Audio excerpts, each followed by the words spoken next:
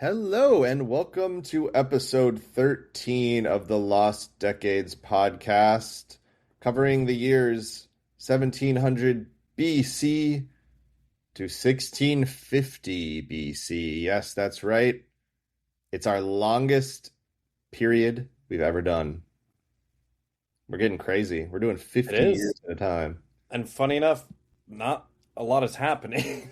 I make if this was on Kalshi and you could make a bet, I would bet that this episode is going to be shorter than our last episode because our last episode was covering the shortest period of time we've covered. It was only 20 years, and I checked, and it was our longest episode that we ever recorded. So Damn. you can never predict what we're going to do, but I mean, because yeah, this one, like, the world is in an interesting place. So, I would say in my head it's kind of just like in the same place it was last episode. Like whatever we said last time, that's just continuing. no, that is true. It's just that now we're waving past Hammurabi's grandkids, so it's like he's a long distant memory. Yeah. I this is so random, but like for some reason I'm like my brain is so rotted, but this is even from TikTok. Just you saying grandpa, I always talk about my cat Gwendolyn and imagine Mhm. grandma, and I just imagine Gwendolyn's grandma. She was like I'm just like I wonder if she's still alive. Do you remember? Oh, sorry, I just can't remember her But name from the Europe trip. Remember, there was that girl's grandma, but it was actually her mom. I actually don't know what you're talking about. Oh man, Now it you, was now you actually are getting Cambria's very grandma. far afield. What? Cambria's grandma. You don't remember that? I actually don't remember that. That That's a was like deep a cut. joke way back then. The chances of them listening to this are so abysmally low, I but yeah, don't think they're gonna hear it. like I mean, Well, we're talking from 2007 or 8 or whatever that was. speaking of Coheed and Cambria, Yeah. um, I'm gonna start out talking about Egypt. So basically, there's this book that I read a couple years ago that's literally just called A History of Egypt from Earliest Times to the Present by Jason Thompson. Hmm. And I recommend it. There's obviously a lot of books about Egypt out there. There's literally a whole like area of study called Egyptology, but I thought it was pretty solid. It has that thing where in the middle of the book it has a bunch of pictures of stuff that it talks about in the book. And anyway, I went back and finally reread the beginning, and I kind of just summarized a lot of stuff that it talked about in there. And I just sort of wanted to go through it a little bit because before we get too far away from like ancient Egypt, I wanted to just kind of like thought it was interesting some of this stuff. So basically, I don't know if we mentioned this before, but they traded with Lebanon for wood, and that's one thing I We see talked about coming up a Lebanon, lot. but not for wood. That's what's interesting. I didn't Right? realize that's what they were trading for. Yeah, and I think on the flag of Lebanon there's a tree. Oh. Um, but I don't know. I feel like there's not a ton of trees now because they probably a lot of them got cut down. But um, yeah. Anyway, they had a lot of trees in Lebanon, and sort of maybe they're like the England of this area. But another thing is that the word pharaoh means big house, and it originally referred to the royal palace, and then it just kind of like eventually, it almost be like if the word king meant like throne or something. Hmm. And he had like supernatural power. He was basically worshipped as a god, and he was kind of seen as like the one person that could talk to like the gods. So he technically was led like every like religious service by like a priest was like technically he was like in charge of all of them, and the priests were just like doing it in his like name or Hmm. whatever. That makes sense. Yeah, and basically one reason why they were so, I mean, I know this is probably common knowledge, but just to reiterate that like one reason why they cared so much about the pyramids and tombs and mummification and all this stuff is that in their religion they thought that you could live forever, so they wanted to Bring that just stuff with have them. as the nicest stuff as possible. Yeah. And let's see, I love the They idea of that. the way they taxed people was like they would just tax them with whatever they had. So it's like if you were like chopping down wheat or something, then you would just get your taxes were a couple bales of wheat or something. What I think Rather, is funny is that's what taxes were up until like only like a few hundred years ago. mm, well, in Like Mesopotamia, if they you were didn't just have a coins. farmer, most of like medieval Europe and early Renaissance Europe and all that, you were just taxed based on your food or whatever you could provide. If you were like a Hmm. silversmith, you would just give silver.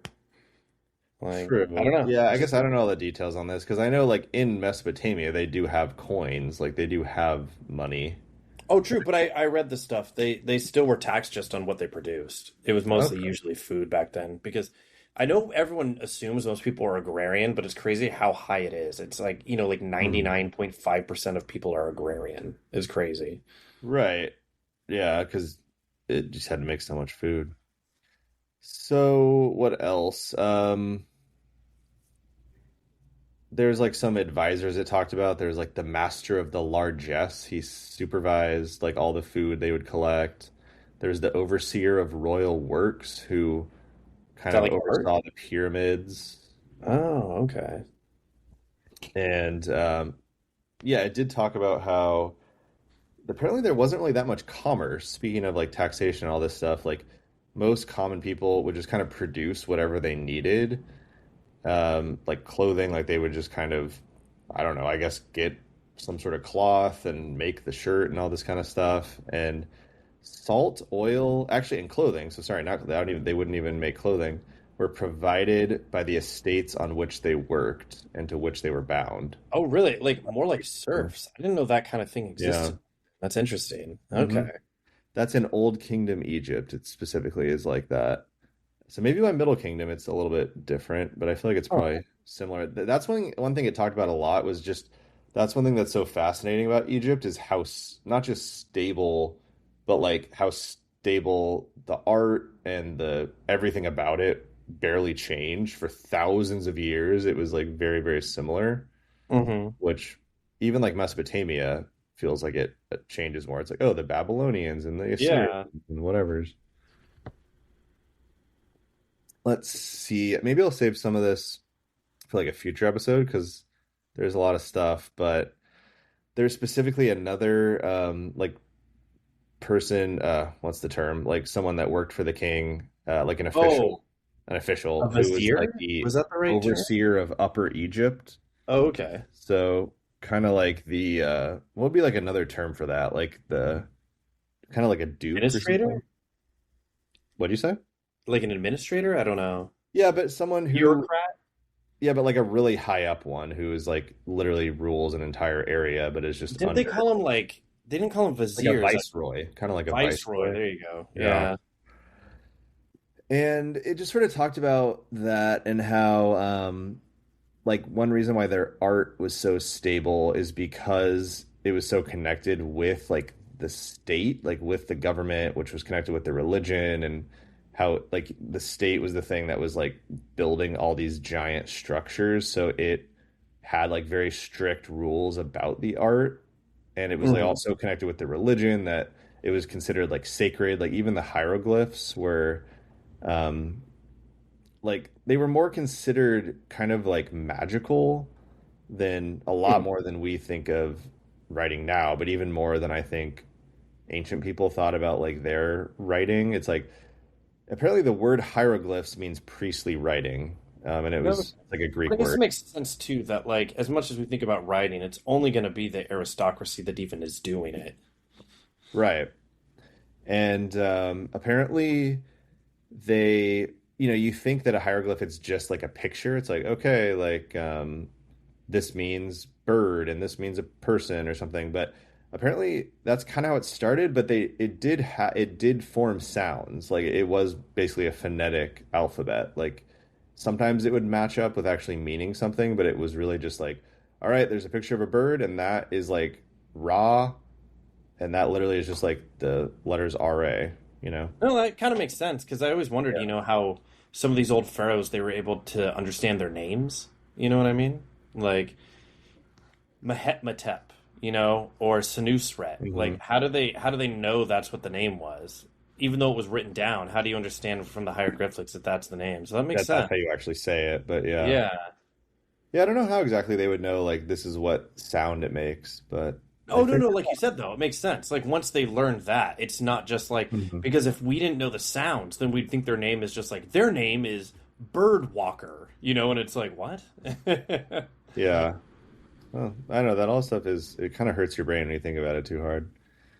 So, how about I'll save some of this for next time because there was a lot of really cool stuff and it is just kind of general Egypt, but it's a lot of stuff that I feel like, you know, I want to remember to talk about like more random specific things like this rather than it's easy to I think get focused on like, all right, this guy was in charge and he took over these cities and then this guy took a charge, but sometimes it's cool to, No, it learn about. makes sense.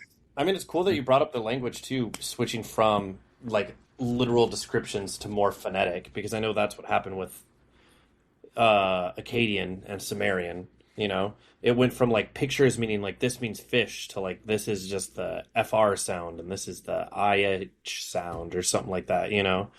Turning more into like a more standard script, if you will. Yeah. Well, do you want to actually talk about anything in Egypt? I mean, I can go through. So basically, there's a couple different dynasties all happening at about the same time, and we've talked about some of them, but just to sort of summarize, there's essentially, we've talked a lot about the 13th dynasty. They're continuing from the 12th. And we had the They're, 14th last episode a little bit. I talked about yeah, they them. collapsed. The 14th, they're They're in like the Delta region, the kind of the Eastern Eastern Delta. Delta. Yeah. Yeah.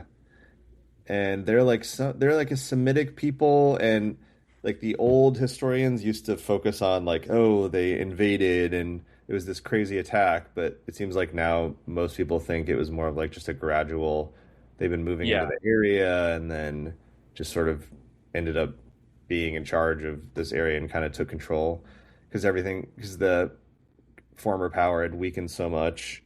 That Uh, they're like, why are we not just in charge? It kind of makes yeah, sense. apparently Like, their capital was Avaris. yeah. So is that on here? But that's in like the Yeah, I mean, it that should be on is. the, I don't know if it's on Oh that yeah. map, but it should be on the eastern Yeah, it's side. actually the only thing there. Yeah, Okay, and then that makes the sense. 13th, and then I think later after them, the 15th were both centered in Memphis. Um, and then so yeah, the 15th, they don't actually come until the very end of this episode in 1650. The 15th dynasty is going to get established and they are Hyksos. They're like this sort of famous dynasty that are the Hyksos, which I looked it up and I'm still a little bit unclear because it does seem very similar to the 13th dynasty because those were also Yeah. like they just weren't called Hyksos, but we just know more about the 15th dynasty and they were more powerful. Um, but they were also centered, yeah, in Avaris. So they, Oh, the 15th was as well, you're saying. yeah, and apparently under their rule, the Hyksos, it's believed Avaris. So this is a little bit later, but oh no, sorry, this is between 1670 BC and 1557. It's believed Avaris was the largest city in the world. Yeah, I had things about it because I mean, it's kind of like a central trading hub when you think that they can get everything from like Egypt Mhm. and Nubia. They can get everything from northwestern Africa. They get everything from the Mesopotamia. And then they also get the things from like the Minoans and the people on like Sardinia and the Anatolia. They're getting essentially everything. They're seen as almost like the center of the world for trade, and because they're so multicultural, more people are willing to trade with them because they have those kinds of connections. We're like Minoans, there's some Minoans who live there, and there's some Lebanese that live there, and there's some, Hittites that live there. So it's like they all kind of, yeah, it's cool.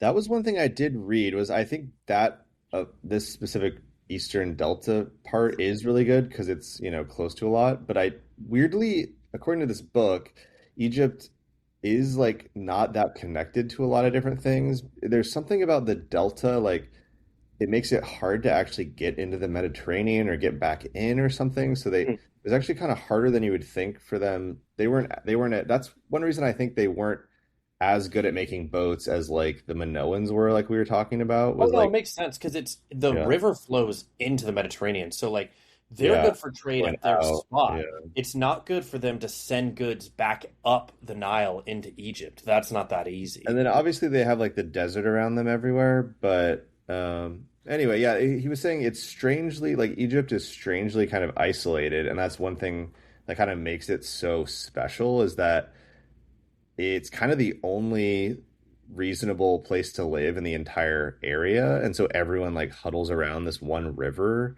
and they do trade, but they are like very isolated and kind of that's it kind of makes sense to me why they were able to build such crazy structures and have such powerful pharaohs, is it's almost like there was no one really around to sort of like compete with almost.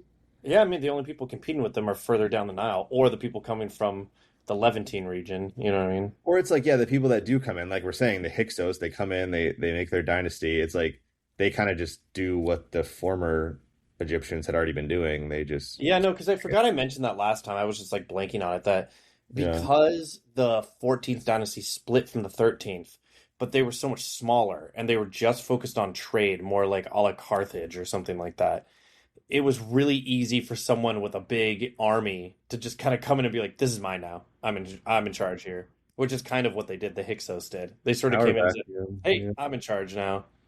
And apparently the Hyksos, which this makes sense because I think they're also kind of getting it from like the steppe people that, like I kind of mentioned recently, are coming into like Europe and going down into like India, and they're pushing people kind of into Mesopotamia and this area, but they're bringing the chariots. So that's Yeah, when the Hyksos win, and that's one thing the Egyptians learned from them is they, after this point, they're super into the chariot. makes sense. Which I you mean, it's wouldn't like think it's unless you knowledge. play a lot of like RTSs, real-time strategy games, you might not understand like because the chariot, it's like why would that even really it seems so random, like what even does it do? But it's basically they couldn't really figure out they didn't really ride on horses, right? They only would get Yeah, pulled they were back. more like pulling things. Or if they did ride on horses, you needed like two people because it was like impossible to ride and hold a sword or shoot an arrow at the same time. So That's the like, thing they hadn't yeah. mastered, which people eventually figure out, but they hadn't figured out how to be able to like ride a horse and shoot a bow and arrow. So they were like, "Oh, we'll just attach this chariot, and then we can shoot arrows from our chariot." So that Yet left again, it archers being over. vulnerable is usually their negative side. So if you're on a chariot where you can move them around quickly. Right. I was just watching this video about, I think it was old Ironsides. I might be mixing this up. No, I think it's some boat that was. It was the first. Um, Flat or something? Ironclad, yeah, that was during the Civil War. There were the Oh yeah, two there's the Civil War two. Ironclads. It's kind of funny how there were two that both had good designs because they talk about how the Confederate one had traditional cannons, but it had the slanted sides, which made it so that when cannons hit it and stuff like that, they just bounced off. Right. Whereas the northern one was It was like flat-sided. super sunk down into the water. Yeah, and it was flat-sided though, and so it made it easier to hit, but they were the ones to invent instead of cannons along the side, they had two cannons on a platform that could And rotate it would 360 rotate. degrees, and it Yeah. was the OG version of a turret. And people are like, Right. "Wait a minute, that's just better." Like, you It's know. weird. Yeah. I mean, it's simultaneously feels crazy that there were like iron battleships during the Civil War that were doing that stuff, but at the same time, it also seems crazy that no one had figured out how to like have a cannon and like rotate it in a circle. Like that seems so Mhm. powerful. It still blows my Anyway, mind that it took yeah. that long, not to just make that, but to make an iron ship, because you think that like Yeah. we're literally the Iron Age is the one after the Bronze Age. We're talking full True. on through the Middle Heard about Ages iron a and the lot. Renaissance and the Enlightenment. And it takes after that that someone's like, hey, what if we put the iron on the ship? And to be fair, I'm simplifying it. No one was like that dumb to not think of that. They just didn't know how to do it There's in a some way that practical wouldn't make reason. the ship sink. You know, I'm like assuming it's just it's really expensive. Yeah. yeah. Um, so then at the end of this, and basically in 1650, there's going to be the 16th dynasty, and They are not really that exciting. Except for being the last one from the intermittent period. So hopefully we're getting out of Yeah. that soon. And basically So during this hopefully. time, Egypt had three capitals. It had the 13th and the 16th were both centered on Thebes, Then you which is had in Idjit Tibbin was for the 13th, right? No, oh, you said 13th. Sorry. I was thinking of, the Tawi. 12th had that new capital. Yeah, Ijtawi, I think. Ichtawi. There you go. Yeah, I don't know what I And was. then Avaris, like we said, was the 14th and the 15th.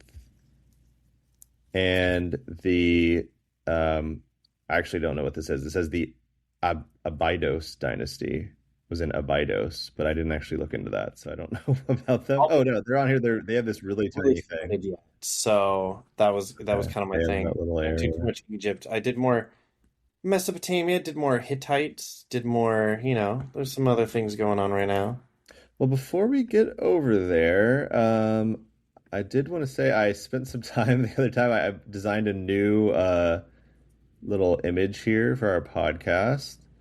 That Uh, works. I mean, Babylon is falling, so granted, there's the Neo-Babylonian Empire, but still, before that, so it makes sense to yeah. lose the cool Babylonian sphinxes and go to something else. Well, so yeah, I'm still kind of keeping this for like I needed like a wider image for like the full screen, but it is hard to capture all of history in one image. So, I've been enjoying You doing did it. my graphic design. Yeah. But if we look on our chart going to 1650, I don't know, is there really anything? It's just sort of Babylon's sinking a tiny bit. I don't know. I guess they're doing fine. Well, you see the Hittites rising because look at like Hittites 1700. are super rising. Yeah, that's weirdly they've been rising for a while, but I think it's just that we know that they're big, but we just don't know a ton about what they're doing yet. They haven't like Yeah. invaded into And it's funny, Mesopotamia. Elam is still there. Another one we don't know a ton about that keeps popping up Mhm. into Mesopotamian history. I mean, I know they've got the Elam. bronze or Yeah. tin, to be fair, to make No, the bronze. they essentially never really fall out of, they're always a powerful area. They're always powerful, but like they're always the bridesmaid, never the bride. Like they're strong and they're there, but they're never like in charge of Mesopotamia. I They guess, but I control kind of little consider chunks. the Persians are essentially like Elam, so Yeah. eventually they Well, can. no, not really, right? That's a little bit later. I'm saying the area though. Oh, I guess that makes sense. Yeah. So anyway, going into it, here's a little map of, I don't know why it's so zoomed in. There we go. It's either like, I guess this is the full map. You might be able to zoom out. Who knows? I don't know. Because yeah, it's only showing like the western part. Oh no, there we go. Anyway, um, I've got here that this guy, Ami Datani, ruled in Babylon, and he was peaceful. He enriched the temples. He did some building projects. And then he has a son, Ami Saduka. I don't know. I feel like you probably know more about these kings and stuff than I do. Did you want to talk about any of them? For which kings, though? Are you saying? I guess Of anyone in Mesopotamia. I was just talking about in Babylon. It was Ami Datana and Ami Saduka, father and yeah, son. and I just did Ammi because he goes all the way till 1647. Oh, true, So, true. Yeah, I went too far. Never mind. and his reign is very peaceful, but it's sort of peaceful because he's finally the one to accept that they're losing all this territory and they're not going to get it back. Like Sealand is coming in.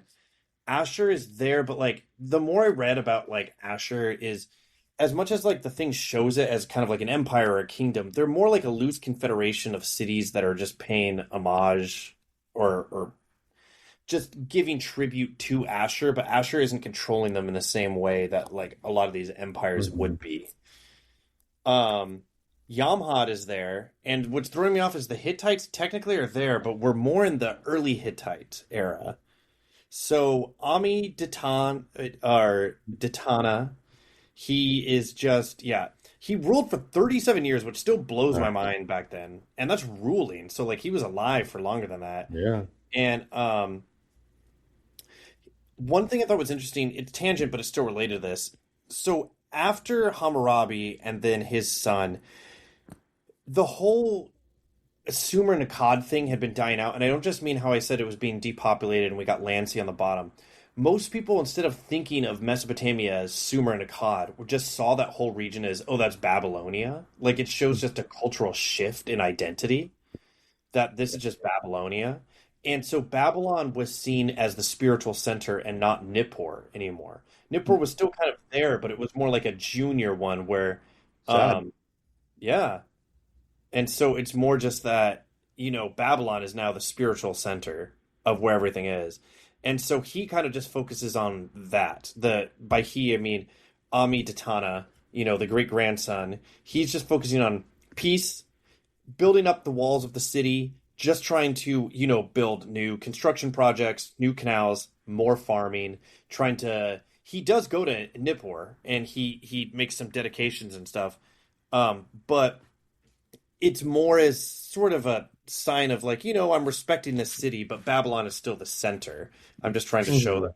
that, I care about, you It's know, almost like the historical capital of like a country, which we don't really have in the US, but I mean, it'd almost be like, actually, we kind of do. It'd be like what, Philadelphia versus Williamsburg, DC or something. Virginia, or something, or Yeah. like Jamestown or Yeah. something. So it's kind of like that. And so his reign is kind of boring's the wrong way to say it because I mean, boring is good when you're a citizen, when you're a king, not really fighting many wars, not much is going on. It's just more dedicating to temples, building new Yeah, work the projects, classics. things like that. And so, yeah, One that was kind does. of it. And to get 37 years out of it with not much trouble up until his 37th year, he had a successful military campaign. Do you think Um, the old people at this time were like nostalgic for Nipper? They're like, back in my day, we worship at Nipper, not this Babylon. what's funny is I get what you're getting at, but it's been so far gone from that too now that it's something like Yeah. that because Hammurabi is No, but 1792. you have to remember this is in the past. Remember in the Bible, it's like Methuselah lives for like 1,000 years. Oh, that's true. Yeah. Yeah. So, if you're living for like 1,000 years, you're like, yeah, I remember Nippur. I remember the Akkadians. I remember, I mean, guys throwing back Isin and Larsa. Remember when that's all we cared about? I Hell, I remember remember when the old Isin was there kingdom and I of was like, who Egypt. the hell is Larsa? I was like, I don't even understand who that is. And now Larsa's long gone too.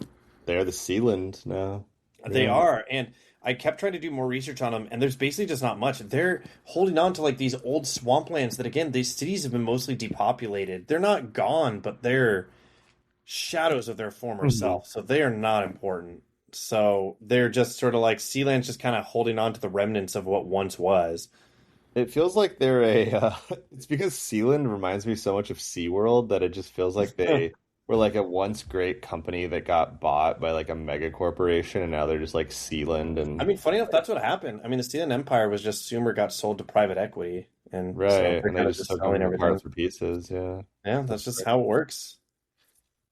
You hate to So see there it. is. Actually, that I just watched Pretty Woman, and that strangely is a plot point in that Wait, movie. seriously? I haven't seen the movie in forever, but I did not realize Yeah, that. I'd never seen it. All The I guy, know is the famous line where you've made a big mistake. huge. Huge. I Yeah. actually did not really know that line, but the guy, Richard Gere, that sounds weird, Greer? No, maybe you're right, Gear. was like a, whatever they're called, where they literally what I just said, like an No, acquisition I know. A private equity guy, private investor. equity guy who just buys stuff but he changes his ways by the end, which is nice. Yeah. The prostitutes tend to do that too. Well, if they're Julia Roberts, they do. Well, of course. I mean, I just watched what's it? Ocean's 11. That is, Oh, and yeah, he another thought it good was Julia someone Roberts. else. It threw me off so much. Now I can't remember. I was cracking up because he thought it was someone else. He didn't think it was Julia Roberts. He was like, damn it, now I can't remember, so I don't want to say the wrong thing. But it was another very popular actress from the time, but it was just really funny. Wow, Where I was that's like, no, sad. that's Julia Roberts, and Peter was like, all right, I'm gonna leave now. She literally Um, plays herself in the movie. But all right, do you want to talk about Assyria? well, I don't have a lot about Assyria because again, they were kind of in a civil war, and someone kind of just came out on Yeah. top. Oh, So I was focusing more on early Hittites because the Hittites technically aren't there, even though the photo is showing Hittites. It's like that's they're like the precursor to the Hittites. So it's I did some research on the kingdom of Kusara. tell me about them. So there's only of all the kingdoms, it's so funny. Wait, There's where are only they? First of all, though, where are they? well, they are in like the middle southern. Wait, do you see it here? Let me. I'm looking at your map now. You can kind of see it. Do you I see see it right the above? site. Is it the Kassites? No, no, no, no. Underneath it. You know where you see Nessa, and then you go up to the right. It's Kusara. Uh, yeah. Underneath Yep. Sarissa. Yep. Yeah. Okay. So essentially, what happened was this is just a kingdom that literally only had two kings. And essentially, the one of the guy, this has mostly been a tribal region because this region is rich in copper and tin, so they can do a lot of trade, but is very poor in farming land and stuff like that. It's So like it's very mountainous and rugged up there. yeah, and so it's been mostly just little tribes kind of doing their own thing. And This is these in were like the first, Anatolia, basically, like in like yeah, and these were the first Eastern people to come Anatolia. in, and technically they did it a little before us, but we had Pithana, Pithana, That's the um, guy, the king. the first king, and he Okay. took um Kanesh, which is nearby, in like a raid, and he essentially was like, "All right, this is going to be our new trading hub because they had a lot of trade and stuff like that, and like I'm going to be in charge of this region." Then his son takes over, um, and his son is Anita, and he essentially goes after everyone in the region. He's essentially going for so he goes for Kusara, makes that the capital. Then he goes over into what's the name of it? Hattusa, and then goes for I apologize, I had it written down. It starts with a Z, but now I can't remember. I Oh, don't here even we see go. it on this map, so it couldn't. Zalpua. Zalpua would be up on the Black Sea. Um, Okay. Oh, I see it. Yeah, Zalpa. Yeah. No, I no, that's what it says apologize. here. Yeah. Anyway, Basically, this and whole pink area on this map. but that's what I mean. This is before they're Hittites because the Hittite name Okay. comes from Hattua, that city. But Oh, what's okay. I looked this up last time. Okay, yeah, yeah. It's yeah, really yeah, yeah. cool. Yeah. And so The what's funny is footage. he takes all of this and Yeah. he wages a war. He basically destroys that city. And he's basically like, screw it. And then he literally puts, I think it's the funniest thing, he puts like a curse where like, I Hmm. have sown weeds into your land and salt into your soil, and anyone who ever lives here will like never rise again and all this stuff. And he basically destroys it. And honestly, he was doing like the OG things that the Persians used to do and the Assyrians do, where he's essentially anyone who resists without a, or who doesn't resist without a fight and just joins them. He's like, all right, you join, you get to stay who you are, you just pay tribute to me, and you keep being king. Hmm. You do whatever you want. Anyone who doesn't, I'm like burning your city down. I'm kidnapping your women. I'm enslaving everyone and murdering all the men. And so he becomes the first great king of Anatolia. Now, it's not all of Anatolia, but again, this region had for so long, while Mesopotamia is doing its whole thing, while Elam and Ashur are doing their thing, this is just like a region that they're like, oh yeah, we just trade with them for tin, and now they're literally becoming an empire to be reckoned with. Now, this is the beginning of it, though. So we are not the Hittites. They considered themselves the Kashara. That's what they called Okay. themselves. But it is the Hittites. It's what would become the Hittites because they control that region. They are that ethnicity. But the Hittites only get their name from Hittua, rebuilding Hittua, which will happen in the next episode. Um, the guy's name is where is it? Hattusili, and he just means man of Hattusa. He's the one who starts the that sort of Hittites being their own thing. No, And that's so funny this that guy you goes kind through of and he's just fell. Yeah. he's we say like people build on what's before. He was the first one to kind of come in and say, "Hey, I'm like building an empire, or at least the beginnings of an empire that will become the Hittite Empire in Anatolia. We're no longer a loose confederation, not even a confederation, I guess, a loose assortment of just states that are trading, that are getting tin and doing all this stuff. No, we're a united people, and we do all this, Oh, and we're like one. And I just think it's really yeah. interesting. He yeah, the first true pan-Anatolian empire. And again, it's before the Hittites, but a lot of the Hittites consider this their forefather, even though he's not the I same think, dynasty. yeah, I think for everyone, like, because it's funny that you're falling down this rabbit hole because I did the same thing a couple weeks ago when I talked about the Hittites, and like, yeah, it gets a little bit weird, but I feel like the easiest way to say it is like they essentially are the Hittites. It's just that's what other people call them, but Yeah.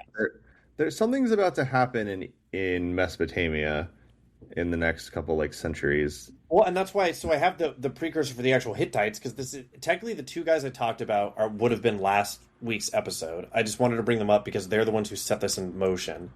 And Hmm. then essentially their whole kingdom just falls apart. And then there's this guy named Labarna. I think I'm saying that right. Labarna, yeah. And he essentially rebuilds that city and is like, okay, we're going to make a Hittite empire. Like I'm going to rebuild what they built. It'd been about 50 years because again, I did so much research trying to figure out what time period because it just said literally it said when did he reign and it said 1700. It didn't even say 1700s. And it says because it's so hotly debated because all the chronologies are like, oh, he ruled from like 1730 to like 1715. And they're like, yeah, well, his dad was a contemporary with the son of Hammurabi or the grandson of Hammurabi, which would mean his dad would have been alive and ruling during that time period. So the son must be in the 1700 time period. And it's like, okay, well, when did he die then? And they're like, oh, I don't know. So Yeah. he's not, but he's the key thing is he's not mythological. He's a real person who did exist and did do things. It's just that he kind of became this almost mythological figure for them. Same with this Labarna guy, where it's literally like a Caesar situation where they're not sure if he was the one who essentially rebuilt that city and wanted to remake the dynasty. And he actually is the first of the Hittite dynasty. Um, but what's weird is his name again is La, Labarna. But what people aren't sure is his successor. I don't think he's his son. Maybe he is a grandson, brother. Anyway, is called Labarsa the Second, but his name is also Hattusili, which means man from Hattusa. And so what people are wondering is Labarna, like by people I mean historians, they're like, is Labarna actually his name? Or was it the title they gave to the king? Yeah. Or is it like a Caesar situation from Rome where like Caesar was the first one and he was so impactful that Yeah. people took his name and the name became a title. Hmm. Or So I like, don't know. yeah, even like Czar. Yeah. Yeah. Title. And so no inscriptions survive from his actual reign, but all of the stuff is built from imperial texts coming after the fact. So that's why people are like, well, maybe they're just saying like it'd be like if we didn't know about Julius Caesar, and they're just like they just talk about Caesar one, original Caesar. And you're like, that's probably just the first emperor of Rome. That makes sense. Like if we didn't know about him, and then it's like so people debate was his name. In this case, using the same metaphor, was his name Caesar or was that his title? Like, what do we I like? What guess is we'll never this? know. Yeah, and we really won't. So that's the crazy thing. That's the question. Question of the week. We should have a question of the week, like Yeah. something that we How wonder. many? How many? Acorns can you fit into a sarcophagus? Oh wow, you were close though, because I was just going to say how many dog bones am I holding on to right now? Because that's what I'm Oh, messing with right now and on oh the wow. left. Well, it was Um, connected by bones. but that's what's so funny. He was succeeded by Labarna the Second, famously known as Hattusi the First, Hattusili the First. So it's like, Famously, everyone knows this. well, dude, are you kidding me? You don't see like my poster, my Hattusili poster up on the side? Yeah, that's Oh, clearly gosh. he had a huge impact on my life. He's the reason I went to electrical engineering, but whatever. We can pretend like he's a That's a people. story for another day.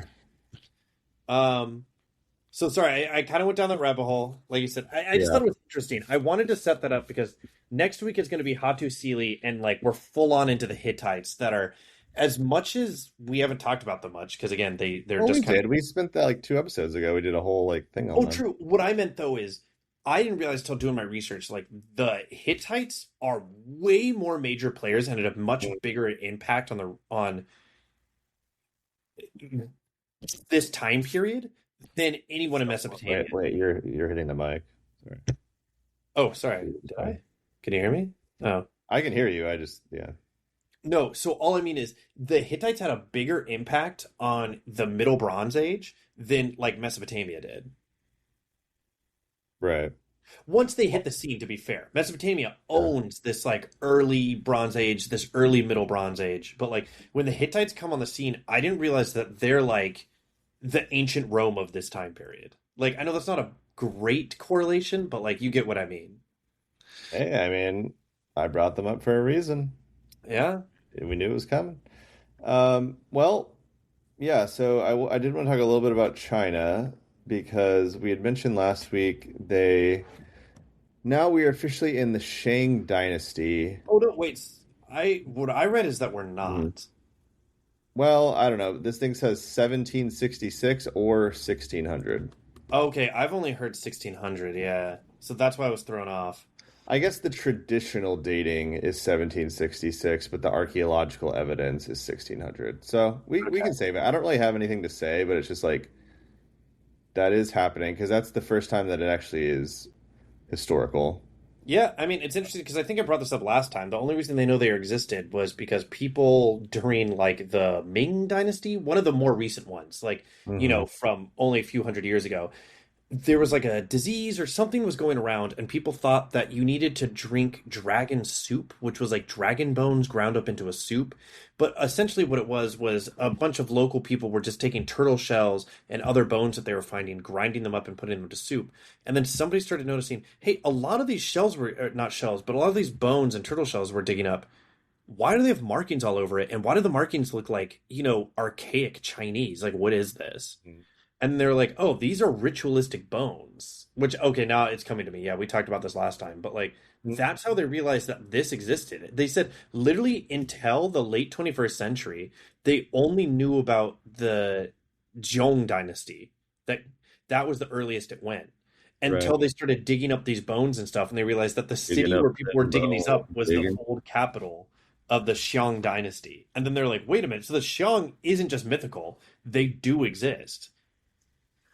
And I think it was Shia LaBeouf that dug them up, right? In the movie Holes. Yeah, that's actually why they're digging the whole time. Right. Um, They're digging up ancient I'm trying Chinese. to. I'm ruining the joke by saying it right now. But what is the prophecy again? Remember, like a Yelnats will carry I haven't Zelensky. watched Holes in like 20 years. I Oh, don't know. nobody has to carry her up the hill to drink water. I wish You I could just stop bringing remember. things up that you don't remember. You're like, what's that? And I'm like, I have no idea. It just was so like not It's important a to me. I great think like movie. so I mean, iconic. I'm Well, I tired read of the this, book. We all read Grandpa. the book. That's too damn bad. The movie was really Uh, good, considering I enjoyed the book. it's an So amazing movie and a great book. Yeah. it is It's also one of the great soundtrack. I don't know if people know.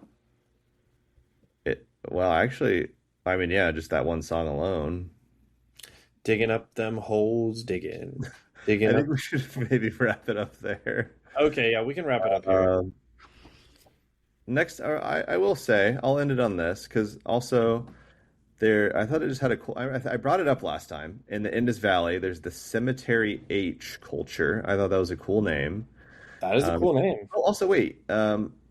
I'll say them, but then after that, you never brought up Poverty Point, did you? Oh yeah, I'll be honest. It was getting a little long, and I realized I could probably just bring them up next time because we only know about their culture, and it lasted for 600 years. So it can make a good talking point for the next episode too. It's just to be fair, in Okay. 1700 is when they're starting, but that's totally fine. It'll make it All good. right. I have a lot of notes on them. We can really dig into it next Well, time. last time I mentioned Cemetery H. This time we're mentioning Poverty Point. And I did Yes. look up, I don't know, did I ever tell you this? Because we were wondering why is it called Poverty Point, and then Yes. Google would just say that it's named after a 19th century plantation named Yeah, and then Poverty we are like, Point. well, why was the It's like, plantation? yeah, I don't care about that. I mean, that's interesting, but I want to know why Poverty Point. That's not a normal thing to call something. What's funny is that it's not like you'd think it's some sort of weird, like, I don't know if anyone's watching the show Widow's Bay, where it's like this creepy island and it's like, oh, it's Widow's Bay. It actually is similar to that, but it's really just that apparently this area um, in Mississippi, I believe, was just a bad area. Basically, it was very unpredictable with the river, and Hmm. so it was essentially just a pejorative term for like a struggling farm. A lot of places apparently in that area would just call themselves like hell or whatever, just It's because it funny how was they like, just fully lean into it. They're like, whatever. yeah. It'd be like if you're like, oh, this base sucks, so we call it Crap Bay. It's like, okay. I mean, if It that's is what you funny because want. I do feel like we don't a lot of times think about people in the past having like a sense of humor. We always assume it's like super serious, but it's like no, they realized this was just a horrible place, but they had no other choice. So they were just like, well, we'll just call it Poverty Point because we're I poor. grew up in Poverty Point. Poverty Point. Anyway, that is what we'll talk about next week. But I did look up Cemetery H. Basically, comes after the Indus Valley civilization, but there seemed to basically be sort of a continuation. And some people think that it represents the first wave of the Indo-Aryan migrations, which might have started in like 1900, but they're getting like kind of more into this area. And some of their calling cards, their distinguishing features are they use cremation, which is interesting. We've heard about mummies and we've heard about burying, but I didn't know cremation was that old. Mhm. And um, I guess they had reddish pottery. They drew in black like antelopes, peacocks, sun and star motifs, and they had kind of different designs in the Indus Valley period. And they expanded to the east into India. I think they started growing rice. Maybe the Indus Valley wasn't growing as much rice, but That is interesting to think about because, I think of it as more like much more Eastern than that. So that's kind of cool. and apparently though it was a breakdown in the trade because there was less stuff like I guess like shells that would have come more from like the Mediterranean weren't making their way that far, so they weren't trading as much, or maybe there was something going on in like Elam or something where they were getting blocked. Interesting. And yeah, they used mud brick for building. But that's Cemetery H. They're in Oh. India. They're there for a while. And I think that's all for this week. So just like I predicted, we covered over twice as much time as last episode, but we're like 20 minutes shorter, which is interesting. Yeah. But still a respectable. I feel like a 40. We're at 46 minutes. I feel like that's kind of an ideal. So yeah, no, I'll be honest. I'm teasing people a little bit. It's why I didn't want to go into Poverty Point because I could talk about that for like 20 minutes because it was very much more interesting than I was expecting it to be. All right, give So, us one thing. um, it's a civilization that's built before um agriculture. Wow. Okay, I think let's just leave it on that. All right. Just like the Poverty Point civilization, they were lost to time, and it's Yes. time for us to get lost.